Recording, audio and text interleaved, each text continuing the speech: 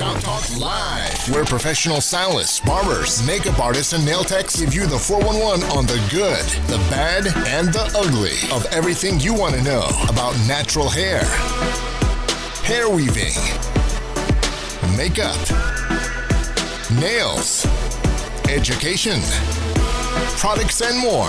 Real talk. It's what you've been waiting for. Shop Talk Live. Good, bad, the ugly. Okay. Welcome back, and thank you for that. Welcome back to Shop Talk Live. So, we have another special guest joining us. He's actually the owner of Top Cutters Barbershop and Beauty Salon. So I'd like you guys to welcome Michael Stevenson. Michael, welcome. So Michael, you have an interesting story about yourself, of how you become a barber, the things you have been through. Can you just tell us a little bit about this, just a little bit? Growing up in Miami in the 80s, in the coke days, I ran into a little trouble with the law. Long story short, I got incarcerated for quite some time, nearly 2 decades. While I was incarcerated, I took up the trade of barbering, among other things. I sharpened myself up in other areas. And when I came out, I just started to cut. And I had a plan. I saved my money. I built my credit. Of course, I built my skill set up. I became licensed. And I stuck to the plan. And 4 years later, I opened Top Cutters 4 years later, which is a 16 technician salon with 4 nail techs, and we have an esthetician on staff. And you know, it's just been an amazing journey, and it shows what you can do when you persevere. Cool. That's what I'm talking about. Interesting. So let me ask you this. What made you attach a beauty salon to the barbershop? Well, my main inspiration for that was the fact that in the quote-unquote hood, we got a lot of palm trees and a lot of crime. But what I wanted was for the people that was from there to have a nice place to go, a place they could be kind of proud of going, that you could bring your mom, you could bring your kid, you could bring your dad, and everybody could get service under one roof. Oh, cool. So a nice little family salon. Yes, and reasonably comfortable and safe. I think that's an Safety issue. is important. That's Safety is important, very, very right? important. Yes.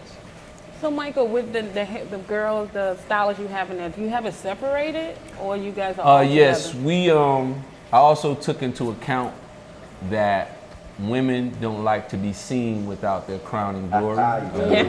Hello. So we're separated by a wall, as well as each of the stylist booths is privatized. You can't really see the next stylist unless you're beside her. Okay. So it's like almost like cubicles on that side. Yeah, the majority of the shop is dedicated to the women in their privacy. So almost like a suite. Sweet, kind of like So a to sweet, speak. like. But it's still an open floor. Open There's floor. still an open floor, but you do have the wall for privacy. Privacy, Okay. which is important. Which is very, And very, and very important. that's a part of our Shop Talk topic today, Oh, salon yeah, versus so- suite. Okay, so let's get to Yeah. shop topics then. Shop topic. So our topic for today is salon versus suite. That's one of our topics. One of our topics. I personally like the suite because I've worked in big salons. I love working with other people at times, and you know, Ex-person. I like both. But I think if you're a good stylist and you're good at your craft, you can go in a suite. What I've found is, in my personal experience, those that have ventured away from the shop and tried a suite, the boredom killed them. Okay. The activity of the shop, the hustle, the bustle, the people in and out selling food, they may not eat all day. Because you can't just tell your customer, hey, yo, go get me something from the Jamaican restaurant or whatever. So you may, being polite or whatever, just starve all day.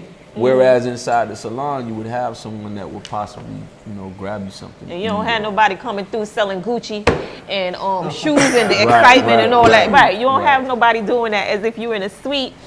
But in a suite, you still have a sense of having your own, but it's not really your own. And then I guess it depends on the person. To me, I don't mind. I don't have to be around a bunch of people. I like being alone. The biggest part for me going into a suite is dealing with a lot of owners not doing what they're supposed to do Oh my by God. running a business. Because I don't work the salons when I came in, I thought it was like this, where you have a master stylist, this person that's over getting us going to classes, you know, someone's maintaining this. It's supposed to be a team effort. Structure. No matter if you're paying rent. People have this concept that if you just pay rent, oh, this is my own business, I don't got to do that, I don't have to clean the bathroom. No, we're all in this salon together and we're a team. I don't care if I'm paying you $200 a week. That's not all you there for, just to come to work and leave. No, that's not just for the owner to do. It's a team. On that note, with the owners, some of the owners, they don't do what they're supposed to do, maintain the shop, pay the bills. I done been there where I come to the door and the door's Locked. locked and all my stuff is Lights in is there. off. Lights Yeah. off, Lights you come off, and you water rinse it, going. Let's go you down rinse to it toilet in paper, water, and clean then it's bathroom. nothing. Right, I can't finish up. I'm running down the hall going to get gallons to rinse out a relaxer on a client. So that's one of my biggest things about going to a suite. At least, if anything happened, I can only just blame myself. So you feel like suites are like a phase? Like you think salons will ever like full service salons ever come back in? Like I into think play? they should come back It because should, but it now depends it's on like the owners. Though. It depends on who's gonna own it. Everybody can't be an owner. You're That's right one of about the biggest that. problems. You're right about Everybody that. thinks, You're right oh, about that. I done got my license. They've been in the game 2 You're right about years. that. They working underneath somebody. And next thing you know, I'm gonna go open my own shop. It's not just doing hair. It's not just making the shop look pretty. It is such a whole nother business side of it that you need to understand as a stylist or barber to run a business. I think the hardest owners to work with is the one that do not do no hair at all, that just see gold Facts. mine and just open it. Right. Like you have to have some kind of knowledge of hair. Like you got to do hair because then they're expecting us to do so much, and then they're expecting this big money at the end of the month. Where that's not how it works. You know You what I have to mean? understand You the have to grind. understand the grind in order for you to own a shop. Like you can't just put the money in it and expect for a staff. It's hard to build a staff, and it's hard to get a good staff. And once you get that good staff, it's hard to keep them. Another subject, extra company and kids in the salon. How do you guys deal with that? I had one incident where a little boy, he had his mama in the shop, getting her hair done. She took the clippers and Now what do you cut do? his own hair. How do you? You know? And that goes with like another topic we have as far as branding. How you brand yourself to be the top barbershop, the top salon.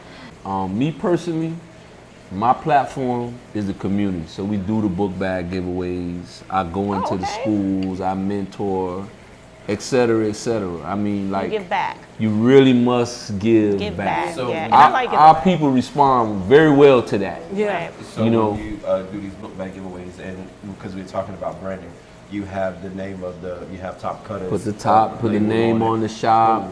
We put the cards inside. We do another program on Tuesdays, Reading in Style, where the children come, they read, they get discounts for that. Oh, that's cool. good. You know, if you give me a Yeah. report, you get a free cut. And if you go even further, the mayor and other dignitaries in the city, they have GameStop gift cards, et cetera, et cetera. Well, Mike, it was great having you. You were very interesting guest on the show today. Hope to have you again. It's my pleasure to be here. I'd like to thank Miss Debbie and each and every one of you guys. It was Thank you very for engaging. Thank you for coming. We also like to thank our sponsors today, Design Essential, Beauty Elements, Exotic Products, Iggy Collection, and Nakia Beauty. But we'd like to thank our live audience Thank you, for thank you, tuning thank you, in thank you, with thank us. And remember to tune in on our YouTube page and hit subscribe so you can be up with all the updated shows that's coming up. And if you have any topics that you want us to talk about, please go ahead and email us on shoptalklive@gmail.com. On our next segment, and we'd like to thank you for coming at Shop Talk Live, The good, the bad, the ugly.